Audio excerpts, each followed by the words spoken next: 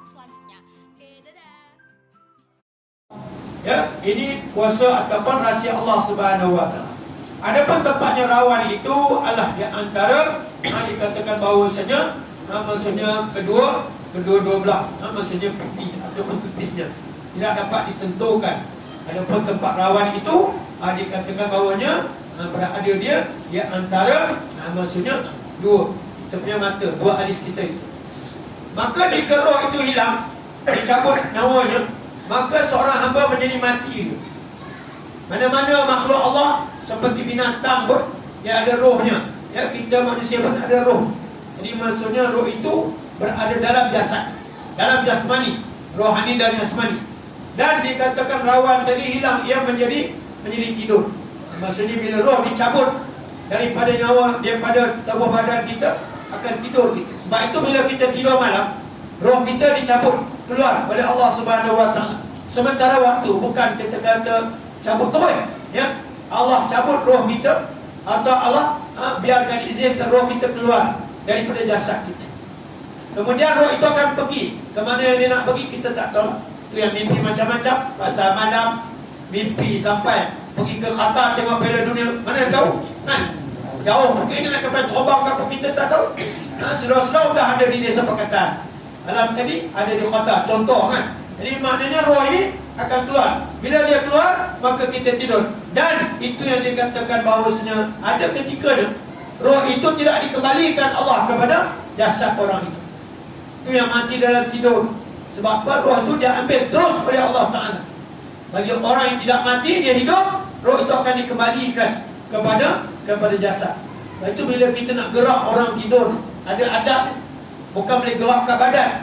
Jangan gerakkan badan, tarik telinga, ataupun kita kata tarik tangan ke apa, tak boleh. Dia ada cara, ya. Dia antara kaedah yang disebut oleh para ulama, taklah ditarik ibu jari kaki, tarik yang tu. Bila kita nak gerak orang tidur nyenyak lah. Kita nak gerak, jangan sentuh badan dia. Nanti dia akan terkejut, dia akan jadi macam-macam. Dia akan mamai, dia akan jadi lemah, dia akan jadi merapu macam-macam. Jadi yang terbaik kata ulama, ambil ibu jari dia, tarik, gerak di situ. Sebab setengah ulama mengatakan itulah tempat masuknya roh kembali setelah dikeluarkan ketika dia tidur. Roh tu masuk daripada dia masuk di ibu jari kaki. Baik itu kalau kita tengok rawatan pengobatan Islam. Antara cara rawatan pengobatan, kalau orang itu dirasuk oleh jin, ya, jin, syaitan, maka dia akan menggunakan setengah-setengah kaedah. Dia pakai lada hitam. Dia akan letak dekat ibu jari kaki. Dia akan gerinti, dia akan tekan kat situ. Maksudnya kerana di situ punca kita, roh kita masuk daripada tidur kita tadi. Maksudnya dia akan masuk di situ. Itu dia antara kaedah nak menggerak orang tidur. Jangan gerak badan. Bila gerak badan, dia akan jadi macam-macam. Jadi maksudnya gerak, tarik dia main jari kaki. Tarik, jangan tarik kuat, putih kawan tu pula. Tarik bagi dia ni je lah. Jangan sekuat-kuat hati narik, pekor kawan ni. Ini masalah kan.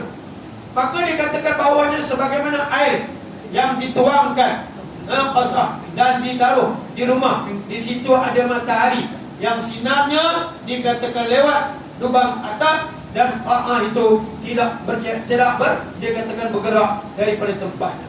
Maksudnya dikatakan bahawasanya di sini ibarat kita letak satu bekas yang berisi air, maksudnya letak tengah-tengah rumah. Maksudnya tak di rumah kita, lalu ada cahaya matahari, yang mana cahaya matahari lewat, kita kata matahari itu masuk ke lubang atap rumah kita. Maksudnya dikatakan bahawa bekas air itu tidak bergerak, dan air itu tidak dikatakan ke mana, duduk tempatnya sana. Begitulah keadaan roh kita dengan jasad. Jasad tetap di situ, roh saja yang melewah sana kemari bila kita tidur. Dan bila dia akan mati, roh itu akan ditarik terus oleh Allah Ta'ala daripada jasad kita. Maka demikian halnya roh bertempat dalam tubuh, dan dikatakan sorotnya berada di aras.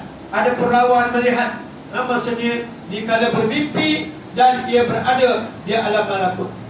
Maknanya roh kita ni satu hari nanti dia akan dibawa oleh malaikat berjumpa dengan Allah Subhanahu Wa Taala tak kala kita sudah mati, sampai kita ke alam yang dikatakan bertemu dengan Allah Subhanahu Wa Taala.